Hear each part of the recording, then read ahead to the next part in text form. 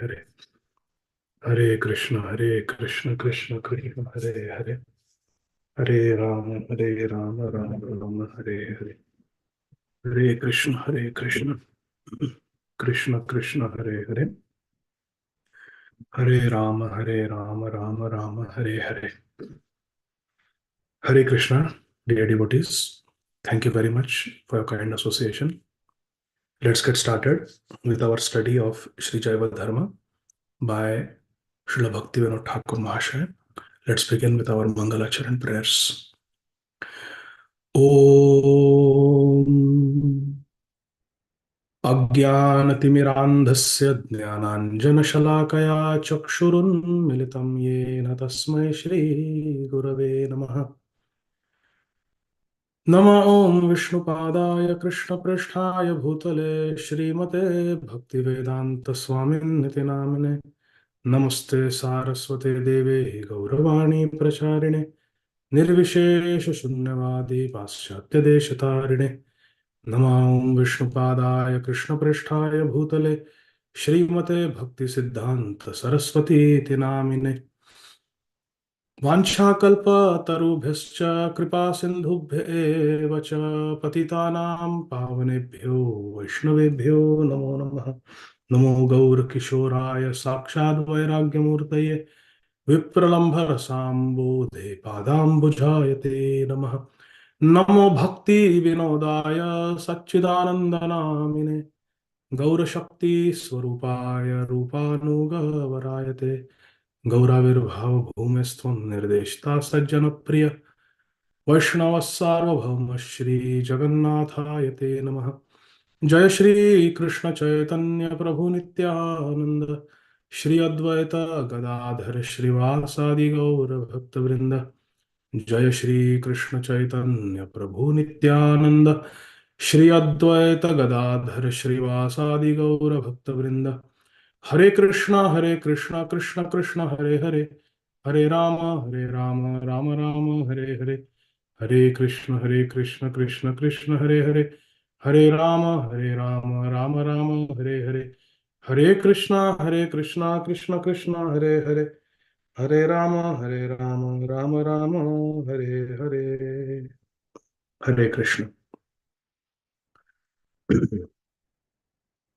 Dear devotees,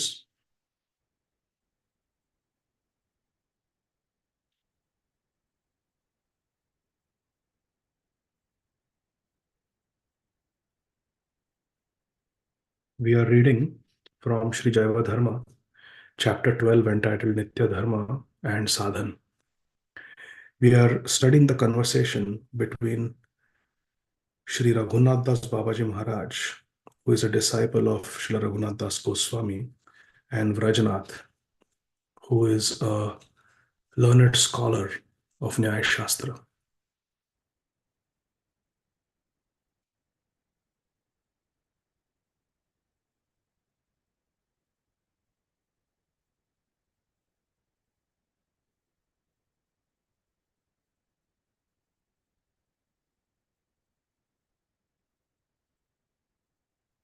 Nyaya Panchanan Vrajanath asked Sri Raghunath Das Babaji Maharaj about the sadhya and sadhan. What is the highest goal of life and what is the means of attaining that? Sri Raghunath Das Babaji Maharaj begins by saying that anyone who sincerely inquires about the sadhya, the highest goal, and sadhan, the means of attaining it, is certainly most fortunate. He goes on to explain that sadhya means the tattva, the truth, that is attained by undertaking a specific practice. What is sadhya? It is the ultimate goal, the truth that is attained by practicing a certain process. This process is called sadhan. Sadhan is the process by which one attains sadhya, the goal. Those who are bound by Maya view different objects as the sadhya. Those who are covered by Maya, Krishna's illusory energy, they will have different sadhya. Somebody may say, my sadhya is to become a millionaire. Somebody may say, my sadhya is to get liberation from the cycle of birth and death. So different people have different conceptions of the ultimate goal, sadhya, according to their tendencies, according to their qualifications. In reality, however, there is only one sadhya. There is only one ultimate goal, sadhya. There are three goals that one may try to attain, and different individuals will choose one or the other according to their tendency, according to their adhikar, their eligibility. These three goals are: number one, bhukti or material enjoyment; number two, mukti or liberation; and number three, bhakti or pure devotional service to Krishna. So there are three goals of life based on people of different eligibility, different adhikar. Some may think bhukti is the best. Enjoying in this world is the highest goal. And this is majority of the population you see on the streets, you see in office, you see in your neighborhood, you see in your friend circles who are not devotees. Look at anybody in your workplace, anybody in your neighborhood, anybody you meet in the marketplace. If you ask them, what is your ultimate goal in life? It's to be happy, be successful in this world, live a long life, जुग जुग जियो. मार्कंडे ऋषि है क्या? युग युग जियो. We will not even survive the century. And what is the use of living for so many years? But for most people, the ultimate goal is to enjoy in this world, live a happy, long life. That's all. Some people want to just get out of this material world. They want mukti. They want mukti, liberation. And some who are the most evolved, they want bhakti. Na dhanam, na janam, na sundarim, kavitam va jagadisha kamaye, mama janmani janmanishware bhavatat bhakti rahetu kitvai. Can someone raise your hand and tell me, in this essential verse spoken by Sri Chaitanya Mahaprabhu,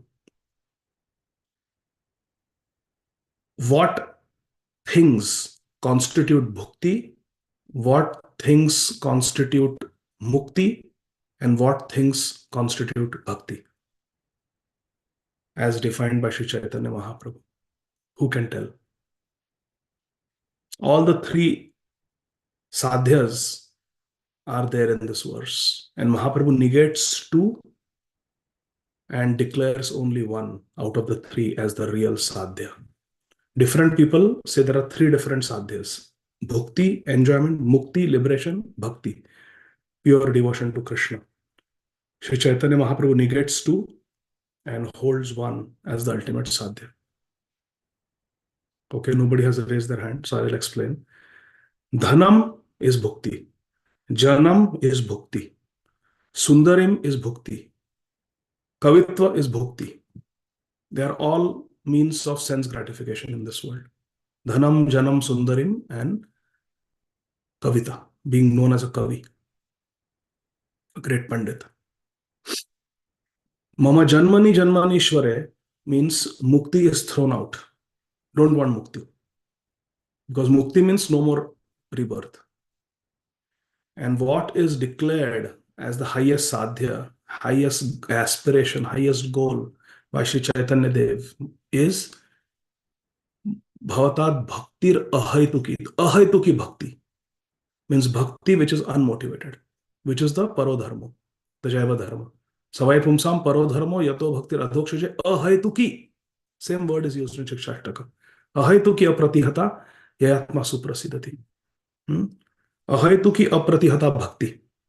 Apratihata means uninterrupted, and ahaituki means without any selfish motive. So there are three sadhyas according to people of different tendencies, different adhikar, different eligibility.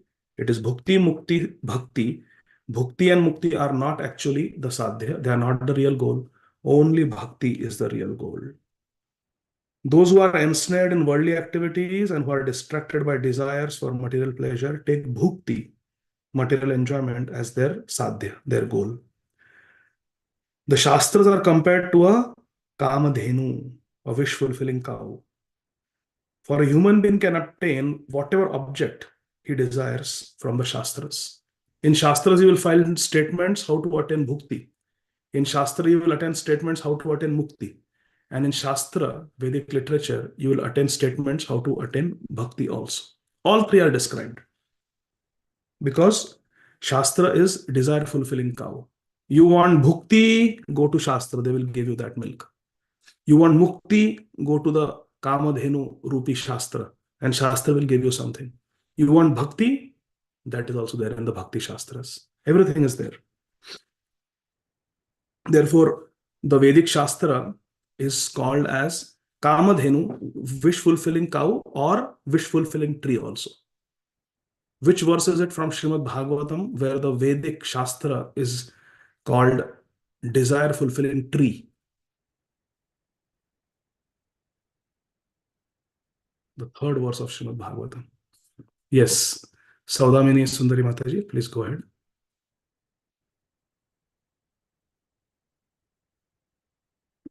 You can unmute now. Yeah. Hare Krishna Babuji. Nigama kalparu galitam phalam sukhamukhad amrita drava samyutam pivata bhagavata rasamalayam muhuraho rasika bhuvi bhavuka. Very good. Nigama means the Vedic literature. Nigama is kalpataru. Kalpataru means kalpavriksha, desire tree. Nigama kalpataru. And the ripened fruit, galitam phalam, of the desire tree of Shastra is Srimad Bhagavatam. Nigama kalpataror galitam phalam. And from whose mouth it is emanating? Shuka, Mukhad, Amrita, Dharma Samyuta. The Shastras dealing with Karma Kand have explained that bhukti or material enjoyment is the sadhya, the ultimate goal. And these Shastras delineate all varieties of material pleasures that one could possibly strive to attain in this world. You go to Swarga, you will get this, you will get that, you will enjoy this, you will enjoy that. Having accepted material bodies in this world, the Jivas are particularly fond of sensual enjoyment. Having a material body, we are particularly fond of material sense gratification. The material world is an abode to facilitate enjoyment through the material senses. The pleasure one enjoys through the senses from birth until death is known as enjoyment pertaining to this life. Aihika sukh, this life sukh. There are many different types of sensual pleasures that one may enjoy in the state one attains after death. And these are called amutrika sukha. Aihika sukha means sukha, material enjoyment in this life. Aihika sukha. And amutrika sukha means enjoyment pertaining to next life. For example, the pleasures of the celestial regions for people residing in Swarga, the heavenly planets, or Indralok, Amaravati, and witnessing the dancing of the celestial society girls known as Apsaras, drinking the Amrit, the nectar of immortality, Somaras, smelling the fragrant Parijat flowers, and seeing the beauty of the Nandan gardens, seeing the wonder of Indrapuri, Amaravati, hearing the melodious songs of the Gandharvas, and associating with the celestial damsels known as Vidyadharis. These are the sense pleasures that we can get in the next life. Amutrika sukha. So Shastra will say, you do this yajna and you will get to enjoy with the apsaras. Or you do this yajna and you will be born as one of the residents of Amaravati, where you can enjoy life like anything. You never have to go to office work. You don't have to pay taxes. You just enjoy there for 10,000 years. And for an ordinary person, what? That's a lot. Let me do this yajna. This is called karma kand. And they are getting it in the next life. So it is called amutrika sukha. I want to do this yajna, this puja, so I get a child. I really want a child. That is Aihika Sukh. Doing karma kand for enjoyment in this life only. So, Aihika Sukh is karma kand for enjoying in this life. Amutrika Sukh means enjoying in the next life. Now, above Indralok, in succession, are the planets of Maharalok, Janalok, Tapolok, and finally Brahmalok. The highest planet in the material universe is Brahmalok. The Shastras give fewer descriptions of Maharlok and Janalok than of the celestial pleasures in Indralok, and fewer descriptions still of Tapolok, and even fewer of Brahmalok. In contrast, the sensual pleasure of this earth planet, Bhurlok, is extremely gross.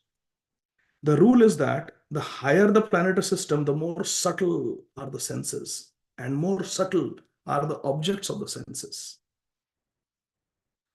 This is the only difference between these realms. In the earth planet, the happiness is ice cream. It is frozen. It has got a lot of sugar. It has got nice flavors. It has got different colors, and you lick it. That is the happiness, gross happiness of this world. Something that has to be frozen. You keep it outside, it loses its taste. If you boil ice cream, heat it, and then you taste it, it doesn't taste good at all. It has to be frozen, and then for a few minutes it is enjoyable. Oh, eat it before it melts away, isn't it? This is the gross sense enjoyment available in this world. But in Swargalok, the enjoyment is not flickering like ice cream, that it only lasts for 5 minutes. That also you have to have so many material conditions to be able to enjoy it. The enjoyment in the higher planets is subtle. Subtle.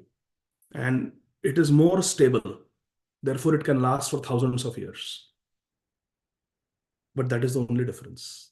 Here it is gross, Gross, and there it is subtle, Subtle. That's all. But it is still pursued by the material senses only. Happiness available on all these planets is merely the pleasure of the senses. And there is no happiness other than sense pleasure. There is no other happiness in the material world. It's only sense pleasure. Pleasure perceived by the senses, eyes, ears, nose, skin, tongue, like that. Spiritual happiness is not Aihika Sukh.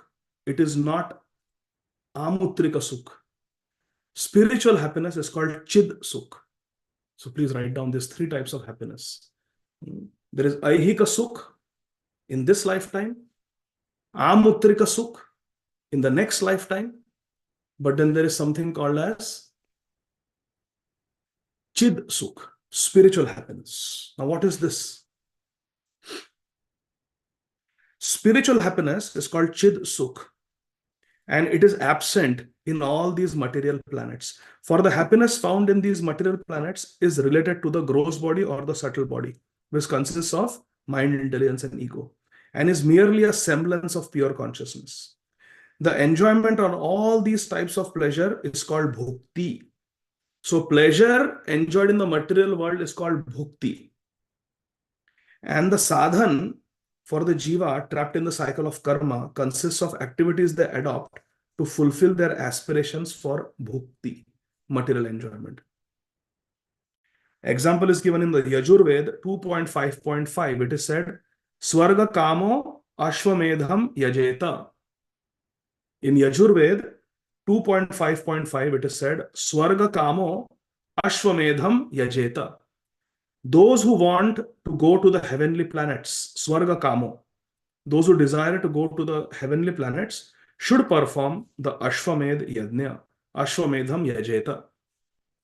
The Shastras describe many different types of sadhan to obtain bhukti, such as a particular type of fire sacrifice called Agnishtoma. Agnishtoma is oblations offered to a certain class of devatas, digging wells, building temples, and performing similar beneficial works for others, and ceremonies performed on the days of the new and full moon. Bhukti is the object of attainment. It is a sadhya for those who aspire for material happiness. I hope this is clear. Those who want material happiness, they want bhukti. and they can do many karma-kandic processes to attain that. Some of those who are oppressed by the miseries of material existence consider the 14 planetary systems, which are the abodes of all material enjoyment, worthless. Now, some people will study the Shastra and they will realize, well, even in the heavenly planets, our residence is not eternal.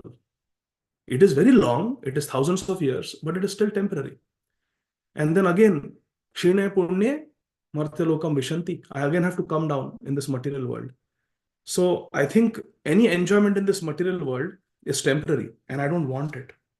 It is worthless. These people therefore desire to become free from the repeated cycle of karma, the repeated cycle of birth and death. They consider that mukti, liberation, is the only sadhya. Bhukti is not the sadhya for these people. No, no, no. Everything is temporary here. I don't want to be in this material world anymore. I want to go to the place where there is no more birth and death. I want mukti. So their sadhya, their ultimate goal is mukti. They consider bhukti, sense enjoyment, simply bondage. Such people say, those whose inclination for material enjoyment has not yet waned away may realize their goal of bhukti by following karma kand. However, Sri Bhagavad Gita 9.21 states, Kshine punye martya lokam vishanti. When their pious credits have been exhausted, they again enter into the planets of mortality. This shloka establishes clearly and indisputably that bhukti, sense enjoyment, is temporary, it is perishable, and it is not eternal. Whatever is subject to decay is material, and whatever is not subject to decay is spiritual.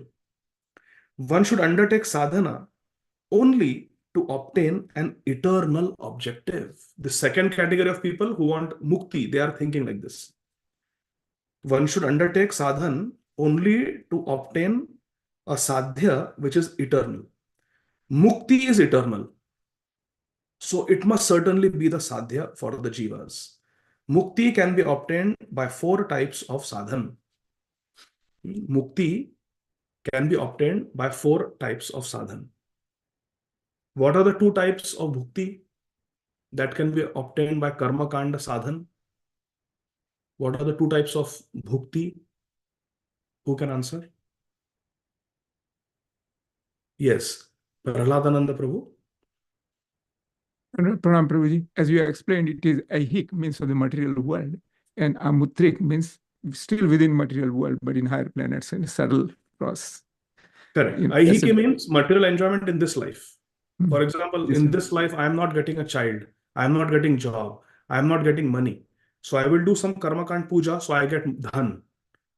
I get, putram dehi, dhanam dehi, all those things. That is ahika sukh. I want sukh in this life. Some may think that this earth planet Bhurlok is not the best. I want to go to Swargalok and I want to enjoy there. So I will perform Ashwamedh Yajna so I can go to Swargalok. So that is called Amutrik Sukh.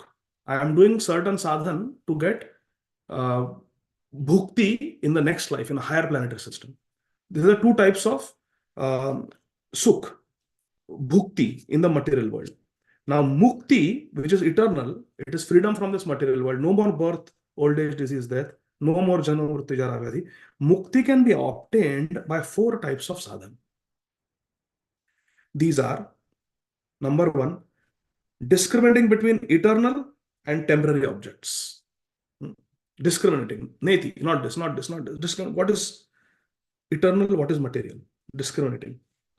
Number 2, renouncing enjoyment of the fruits of this world. Nishkam Karma Yoga. Doing activity and renouncing the fruits of one's work completely. Number 3, developing 6 qualities such as controlling the mind and the senses, Dhamma, Shama, and cultivating the desire for liberation. The 4th is cultivating intense desire for liberation. I want mukti, I want mukti. That sincere desire for liberation, that is the 4th. These 4 activities are the true sadhana for those who want mukti. This is the viewpoint of those who regard mukti as the sadhya, object of attainment. And the Shastras propounding Jnana Kand present this analysis of Sadhya and Sadhan. If you read Jnana Kand, if you read Karma Kand, you will learn about Bhukti. If you study Jnana Kand, not Karma Kand, Jnana Kand, in Jnana Kand, you will learn about Mukti. So this is the Sadhya, Mukti. And the Sadhan is those four things. Cultivating a desire for liberation, developing 6 qualities like Shama, Dhamma, renouncing the fruits of one's activity, renouncing all fruits that are to be enjoyed, and through Sankhya philosophy, discriminating between what is material and what is spiritual. This is the sadhan for those who have mukti, liberation, as their sadhya. The Shastras are kamadhenu, and they arrange different situations for the jivas according to their adhikar, their level of qualification. Mukti is generally understood to be the cessation of the individual ego. The ahankar, individual ego, is to be given up for mukti. However, if the jiva retain their individual existence and identity, when they attain it, mukti cannot be the final attainment. As long as we have ahankar, individual false ego, we cannot truly get mukti. This means that the jivas can only take mukti up to the limit of annihilation of the individual self, nirvana. But the jivas are eternal, so they cannot really be annihilated. This is confirmed in the Shvetashvatar Upanishad 6.13. Nityo Nityanam Chetanas Chetananam. The Supreme Lord is the supreme eternal being amongst all eternal living beings. And the Supreme Lord is a supreme conscious entity amongst all conscious entities. Nityo Nityanam. He is the ultimate Nitya among all Nityas. Chetanas Chetananam. He is the ultimate cognizant, conscious being among all the cognizant beings. So the individuality of the jiva can actually never be annihilated. This and other Vedic mantras establish that the jiva is eternal and that annihilation of his individual existence, nirvana, is therefore impossible. This is the philosophy of Jaiva Dharma. This is the philosophy of the Shat Sandarbhas of Srila Jiva Goswami. That the concept that I will commit spiritual suicide, annihilation by merging into God, merging into the Brahma Jyoti, is actually fallacious. Because Jivara Swarup hai Krishna Nitya Das, and in the liberated situation, there is no dasatva, there is no service to Krishna. So Srila Bhaktivinoda Thakur is saying that the jiva is eternal and annihilation of his individual existence, nirvana, is therefore impossible. Those who accept this conclusion understand that the jiva continues to exist as an individual after he attains mukti. Even if one merges in the Brahma Jyoti, the jiva will remain a jiva. The jiva cannot become Jagdish. The jiva cannot become Param Brahma. Only Krishna is Param Brahma. Arjun calls Krishna Param Brahma. Param Brahma, Param Dham, Pavitram, Paramam Bhavan, Purusham, Shashvatam, Divyam, Ādi Devam, Ajam Vibhu. Arjun does not say, I am Param Brahma, I am Param Dham. Param Brahma, Param Dham, Pavitram, Paramam Bhavan. Krishna is the Param Brahma. Jiva is Brahma. The Brahma cannot become Parabrahma. The Atma cannot become Paramatma. Jiva cannot become Jagdish. This is clear? Because it is only the Supreme Lord who has got these 3 aspects. Vadanti tat tattva vidas, tattvam yad jnanam advayam. Krishna is advayam, he is non-dual. And he is in 3 aspects. Brahmeti, Paramatmeti, Bhagavan iti shabdate. So Krishna is Param Brahma, we are Brahma. Aham Brahmasmi. We are Brahma, but Krishna is Param Brahma. Param Brahma, Param Dham. We are Atma, but Krishna is Paramatma. And he is always with us. Ishwara Sarva Bhutanam. We are Sarva Bhuta. We are all the jivas. Hrida Deshe Arjuna Tishtati. Krishna is present as Paramatma with all the jivas, but the jiva cannot become Paramatma.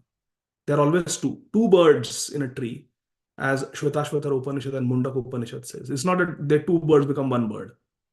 That is Mayavad. That is impersonal philosophy. We don't accept it. And our acharyas don't accept it because it is wrong. So there is Atma and there is Paramatma. There is Brahman and there is Param Brahma. And there is Jiva and there is Jagdish. In Bhagavad Gita, Krishna says, Mamai Amsha, Jiva, Loka, Jiva Bhuta, Sanatana. Eternally, aap mere ansh ho. So that ansha cannot become the anshi. Krishna is the anshi. The Jiva is the ansha. So this concept should be very clear that Jiva cannot become Jagdish.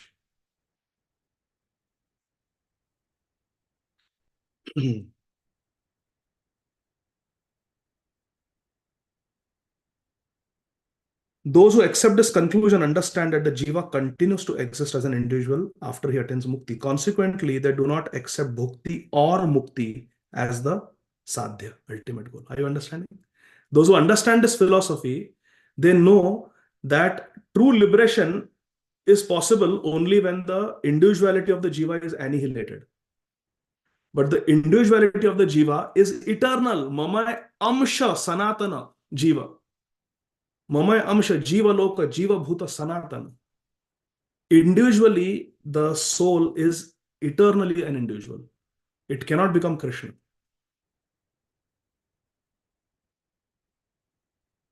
So, Mukti, as the Muktivadis think that we will become one with the God, with the power, with the Brahman, that is actually never possible. Even if you merge into the Brahman, you will still remain an individual.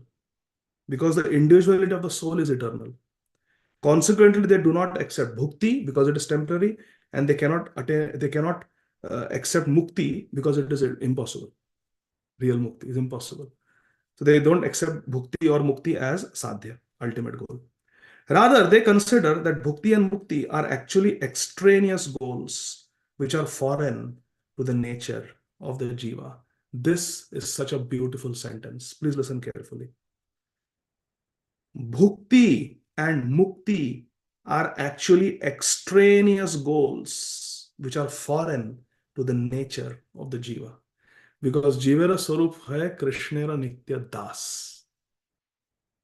Gopi bhartur padakamalayor das das anudas. So the nature of the jiva is to be a servant of Krishna, and in bhukti you are forgetting Krishna. You want to become the enjoyer. And in mukti, also you want to become the enjoyer. But both are impossible.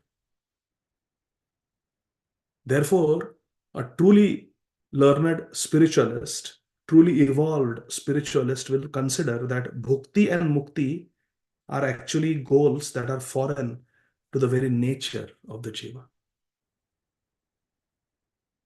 Every endeavor has a goal and some means to attain that goal. The result that one strives to attain, the goal that we want to attain is sadhya.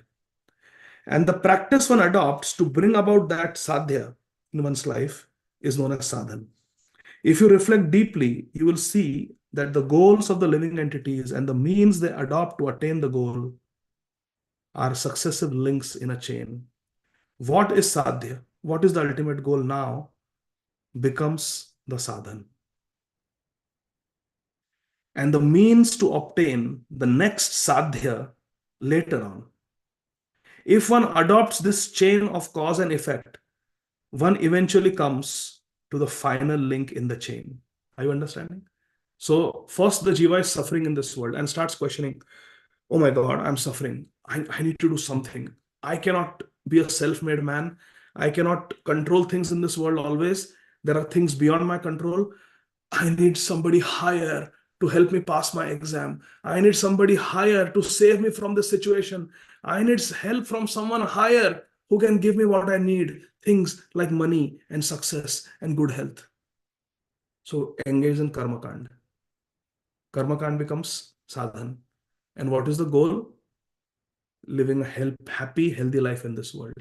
But then the person realizes that, oh, happy, healthy life, even if my cancer is cured, I'm ultimately going to die 15, 20 years later anyway. So, am I really intelligent praying for these short-term goals? Let me go for something long-term. Okay, so from Aihika Sukh, let me go to Amutrika Sukh. It is longer. Let me go to heaven. Then 10,000, 50,000 years I can enjoy. Oh, but you know what? Kshine Punya Marte Lokam Vishanti. Even that is, yeah, it's long, but it's still temporary. It's like having a weekend and having a long weekend. But both are going, Monday will come or Tuesday will come. And then you go to Brahmalok, that is like summer holidays, 2 months vacation. But that will also end. And the next semester will start. Okay, so I don't want Amutrika Sukh also. You know what? I just don't want anything in this material world. Brahma, Bhuvanaloka, Punaravartinu Arjuna. You know what? Let me just strive for mukti. I don't want Janamritu Jaravati. I want mukti. And then for that, I will distinguish what is spiritual, what is material. I will desire mukti. I will cultivate divine qualities, like giving up the fruits of enjoyment, giving up the fruits of one's activity, nishkam karma. And I will also develop good qualities like shama dama, sense control, control of the mind. I'll meditate because I want to just get mukti. But then, now that mukti has become the sadhya and these 4 activities have become the sadhan, but one will think mukti means complete destruction of the individual ego. But how is it possible? Because the jiva is eternal. How can the very existence of the jiva get destroyed? It will never get destroyed because jiva cannot become Krishna. So the jiva will always remain jiva. Jiva is eternal. So what really is the meaning of this mukti? That you merge into some light, Brahmajyoti. Doesn't really make sense because even in the Brahmajyoti, I will have individuality. But there will be no satisfaction because there is no service to Krishna. So mukti cannot be the goal. It has to be something beyond mukti. So it's a chain. It's a step ladder pattern, progression of the jiva. The effect or sadhya that is attained at the final stage is the highest and ultimate sadhya, which does not become a sadhan means for anything else because there is no other sadhya beyond it. So ultimately there is one sadhya and there is nothing beyond it. When one crosses all the links in the chain of sadhya and sadhan, one eventually reaches the final link, which is known as bhakti. Bhakti is therefore the highest sadhya because it is the jiva's eternal state of perfection. Nitya Siddha Bhav. Bhakti is the Nitya Siddha Bhav, the bhav that the jiva will have in the Siddha Avastha, in the perfected stage. It is beyond Aihika Sukh, it is beyond Amutrika Sukh, it is beyond Mukti, Ananda, and it is the final link in the chain. It is the final goal, the final sadhya is Bhakti, Nitya Siddha Bhav, because that is the Jaiva Dharma. Jivera Swarup hai Krishnera Nitya Das. You see, this whole book, Jaiva Dharma, has been written to explain the Paribhasha Sutra. The Paribhasha Sutra of Jaiva Dharma is one verse spoken by the Supreme Personality of Godhead, Sri Krishna Chaitanya Mahaprabhu, to Sri Sanatana Goswami in Sri Chaitanya Charitamrita. One verse, the whole book explains this one simple Bengali verse, spoken by Sri Chaitanya Mahaprabhu himself, who is the highest. Sri Chaitanya Mahaprabhu matam idam tatradaro napara. And what is that verse?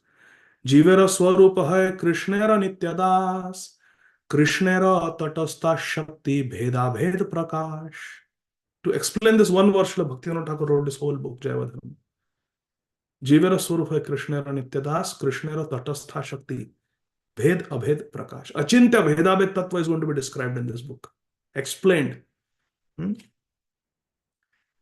So Nitya Siddha Bhav is Bhakti, which is the ultimate sadhya. I repeat, Nitya Siddha Bhav of the jiva is Bhakti to Krishna, and it is the ultimate sadhya. It is the ultimate goal. There is no goal beyond that. Krishna Bhakti is the highest goal. Every action in human life is a link in the chain of sadhana and sadhya, or cause and effect. Cause means sadhan. Effect is we want to achieve sadhya. The karma section of this chain of cause and effect may consist of many links joined together. Karma kand for bhukti. When one progresses beyond this, a further series of links form another section known as Jnana Kand. First Karma Kand, then Jnana Kand. Jnana Kand means for mukti. Karma Kand for bhukti. Jnana Kand for liberation, mukti. Finally, the bhakti section begins, where Jnana section ends. Understanding? Where the desire for liberation ends, there bhakti starts. Finally, the bhakti section begins where Jnana section ends. The final sadhya in the chain of karma is bhukti. The final sadhya in the chain of Jnana is mukti. And the final sadhya in the chain of bhakti is prema bhakti. Prema pumarto mahan. You see how everything is making sense now? If one reflects upon the nature of the jiva's perfected state, one must conclude that bhakti is both the sadhan and it is the sadhya. That's why Prabhupada said, the means and the end is the same. Simple statement of Srila Prabhupada, but deeply situated in authentic Siddhanta. If one reflects on the true nature of the jiva in the perfected state, the Nitya Siddha Bhav, one must conclude that bhakti is the sadhan and bhakti is the sadhya. Karma and Jnana are not the final sadhya or sadhan, for they are only intermediate stages.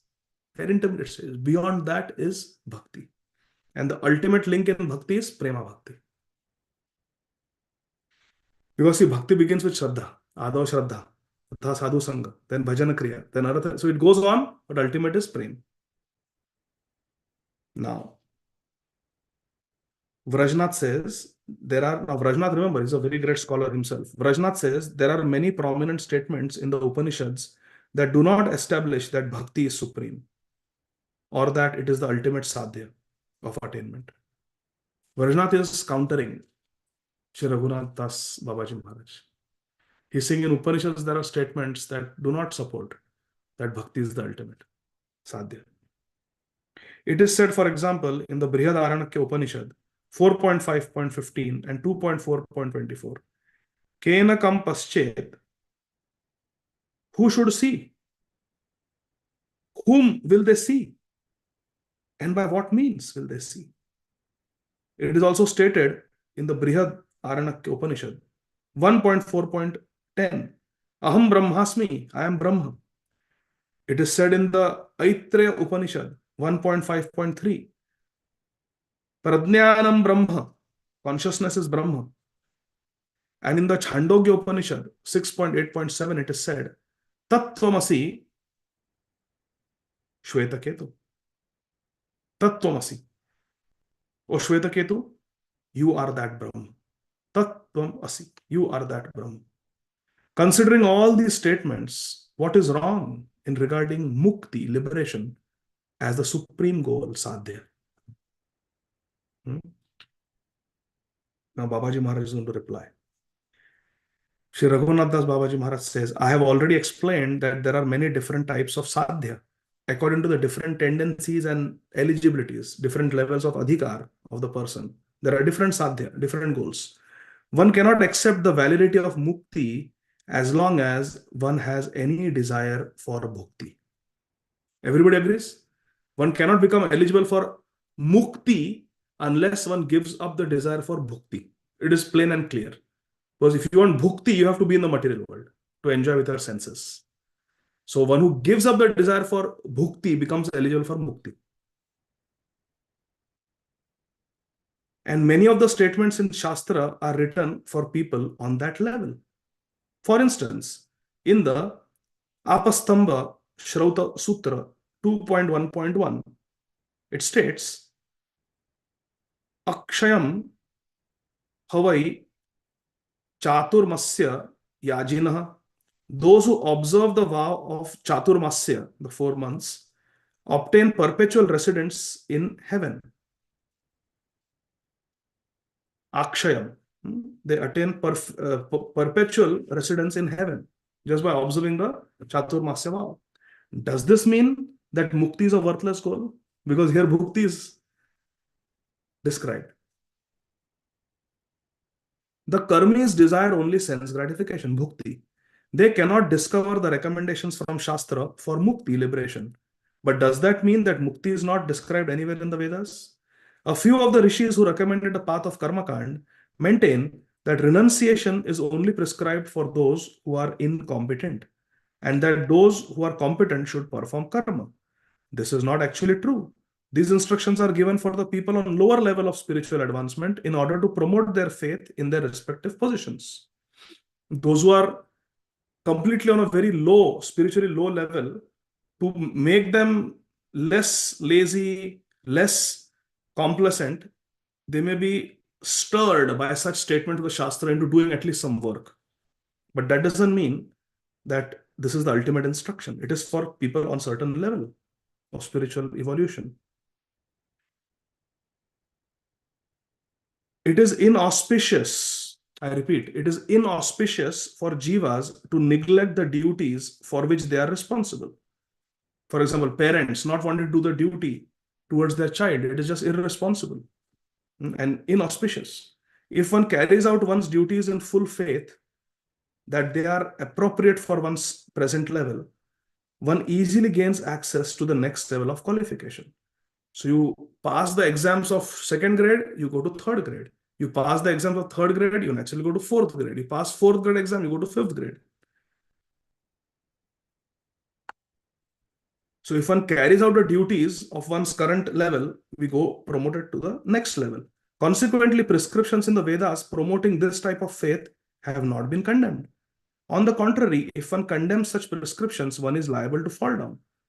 Therefore, we should not criticize the Vedic Shastra, Shuddhi Shastra Nindanam, because there are different statements in the Shastra for people of different levels. So we should not criticize. All jivas who have attained elevation in this world have done so by strictly adhering to the duties for which they are qualified. And these duties are described in the Shastra. So Shastra is responsible for the spiritual elevation of everyone. So we should not criticize Shastra. Moreover, Shastra is coming directly from Krishna. Vedanta Krit, Veda Vedevacham. Jnana is actually superior to karma because it yields mukti. Karma yields what? Bhukti. Jnana yields what? Mukti. So of the two, which is superior? Whose result is more eternal? Yeah. Jnana is superior. Jnana is actually superior to karma because it yields mukti and not bhukti. Nonetheless, the Shastra that discuss competence for karma praise karma most highly and do not substantiate the preeminence of Jnana. Because those Shastras are meant for certain audience. So they will talk only about karma. It will not talk about Jnana. This is what we were speaking in the first lecture in Cincinnati. That Shrutayo Vibhinna. Scriptures are of different types. And I gave example of that friend who started reading Shiv Puran and got diverted away from pure bhakti. Remember? So because scriptures are of different types and you read a certain level of scripture, it will talk about things on that level. A second grade textbook will talk about second grade math. A fourth grade math textbook will talk about fourth grade math. So Shastras that discuss about karma will praise karma more highly. And they do not talk about the preeminence of Jnana, even though Jnana is superior to karma. Similarly, where the Shastra discuss Jnana, we find all the mantras that you have mentioned and they praise mukti because those scriptures of Jnana-kand are dealing with attainment of mukti. However, just as eligibility for Jnana is superior to that of karma, the eligibility of bhakti is superior to that for Jnana. Mantras such as Tattvamasi and Aham Brahmasmi praise impersonal liberation. It is a fact. Impersonal liberation is a fact. It is praised in certain sections of Shastra. Statements, mantras like Tattvamasi and Aham Brahmasmi praise impersonal liberation. Yes. And they strengthen the faith of those who seek it to follow the path for which they are qualified. It is their adhikar, their level of qualification, that they are only qualified for mukti yet. For this reason, it is not wrong to establish the eminence of Jnana. However, Jnana is not the ultimate sadhan, and the sadhya of Jnana, namely mukti, is not the ultimate sadhya. The Vedic mantras establish the final conclusion that bhakti is the sadhan and prema bhakti is the sadhya. Savai pumsam paro dharmo yato bhaktir adhokshaye. Not mukti, not bhukti. Savai pumsam paro dharmo yato bhaktir adhokshaye. Srimad Bhagavatam explains that bhakti is supreme. And the sadhan is bhakti, and the ultimate sadhya is prema bhakti. Tesham satyuktanam bhajatam pritipurvakam. Dadami buddhiyogam tam yenamam upayanti. Clearly Krishna says. And also prema pumarto mahan is there. Now, Vrajnath is going to talk about the Mahavakyas, so-called Mahavakyas, and that we will discuss in our next class. So in this way, Shri Raghunath Das Babaji Maharaj clearly establishes that yes, there are three sadhyas for three levels of eligibility, adhikar, and accordingly there are shastras that describe the sadhan for those three paths, but they are not three distinct paths. They are chains in the link. They are sequential progression. Starts with bhukti, then mukti, and then bhakti, and the ultimate goal is prema bhakti, to have Krishna prema. Therefore, Sri Chaitanya Mahaprabhu says, Bhajanera madhya shrestha navavida bhakti sadhan. Krishna prem, Krishna dite dhare mahashakti. And the sadhya is Krishna prem. So in this way, it is completely based on the teachings of Sri Chaitanya Mahaprabhu, what our Srila Bhaktivinoda Thakur Mahashaya is teaching us. So with this, I will stop, and we will take just one question, and that is Prahladananda Prabhu. Please go ahead, Prabhuji. Hare Krishna. Dharma Pranam Prabhuji. This controversial question is regarding those who get mukti into impersonal Brahman. What is their fate ultimate? Do they eternally stay there, or is there any incidents where they fall back to material world? So Srila Jiva Goswami explains that those who, in the Shat Sandarbhas, that those who are Brahmavadis, and they truly are interested in the Brahman aspect of the Lord, they stay in the Brahma Jyoti. But some acharyas, like Srila Prabhupada, they have also said that the attainment of Brahma Jyoti is also cannot be considered as the ultimate goal for the jiva, because of this essential fact that Jivera Swarup hai Krishna or Nitya Das. The jiva can only be truly satisfied when there is service to Krishna. The jiva is active and the jiva wants to do service. In this world also we see the jiva is always serving, either serving his own mind, his own desires, his own ego, or serving family members who he or she loves, serving one's country. Most of us are willing to do everything for our family members, working extra shifts, to earn money, to keep the family in a nice, comfortable house. The soldiers are willing to die for the country. So people are doing things for others in this world. There is a desire to do service. And even in the liberated state, that desire in the soul being active, always wants to serve. But in the Brahma Jyoti, there is really no service. So Srila Prabhupada has written many times that even from the Brahma Jyoti, from the liberated state, a jiva will come down again, because that desire to serve Krishna is there, and that facility is not there in the Brahma Jyoti, because in Brahma Jyoti there is no relationship with Krishna on an individual level. It is just an existence of Satchidananda, but there is something beyond Brahmananda, and that is Premananda, the bliss of loving Krishna. Some scholars, they do not agree with Srila Prabhupada when Srila Prabhupada says that the jiva can fall. That's why it is controversial, whether the jiva can fall from Brahma Jyoti or not.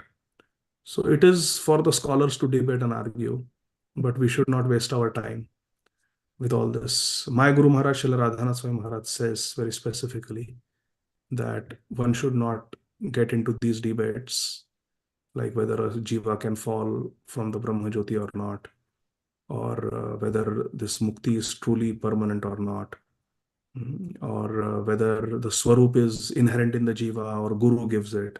These are all controversial topics, and my Guru Maharaj has instructed that we should not waste our time debating this, because how does it help us enter the Nikunja of Radha and Krishna? That is our Also, sadhya. Prabhupada Saraswati Pad has said, Kaivalyam Narkayate, like that he has mentioned there. How he will say that if that was the sadhya? So this is the thing. So we should just stick to one Just acharya. ignore it, yeah. Yeah. And Right. the knowledge of Srila Jiva Goswami, the knowledge of Srila Bhaktivinoda Thakur is coming to us through Srila Prabhupada. Right. That is our parampara. So we cannot bypass Prabhupada. And just Yeah. because we know little Sanskrit, we should not think that I understand Jiva Goswami better. Prabhupada also studied Shat Sandarbhas. That's true. Prabhupada Thank you also very much, Prabhuji. Dharma. Yeah. Hare Krishna. Okay, so we'll stop here. Srila Prabhupada ki jai. Srila Bhaktivinoda Thakur Mahashaya ki jai. Shri Jaiva Dharma ki jai. Nitai Gaur Hari.